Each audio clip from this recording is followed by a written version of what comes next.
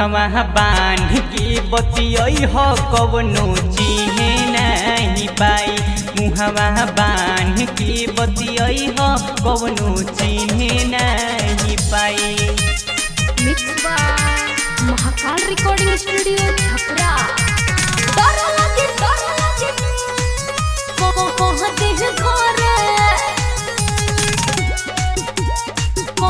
हैं घर डर लगे कहते हैं घर जाई कोचिंग तो पीछा जाने करी हो। ए जाने केहू से तू जहनी डरी हो, तू जहनी डरी हो, तू जहनी डरी हो। जाई कोचिंग तो पीछा जाने करी हो। ए जाने केहू से तू जहनी डरी हो। तो संगे पढ़े चला हमर भाई। अरे तनी बात बुझो।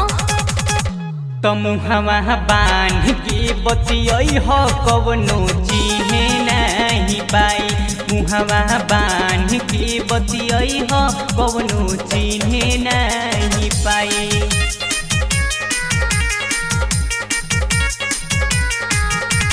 डर लगे कहते हैं घर कहते हैं घर डर लगे कहते हैं घर ऋषभ रोहित तू बुझ मजबूरी। प्यारे में ऐसे बढ़ावो जहनी दूरी, बढ़ावो जहनी दूरी, बढ़ावो जहनी दूरी। ऋषभ रोहित तू बुझ मजबूरी। प्यारे में ऐसे बढ़ावो जहनी दूरी। तो पता चली तुम्हारे लगे भाई। अरे बुझला। तो मुहवा बांध के बतियई हो कवनो चिन्हे नहीं पाई। मुहवा बांध के बतियई हो कवनो चिन्हे नहीं पाई।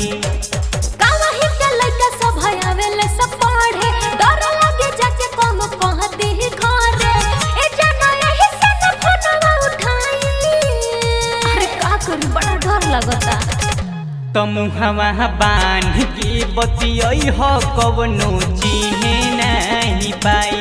मुहवा बांध के बतियई हो कवनो चिन्हे नहीं पाई।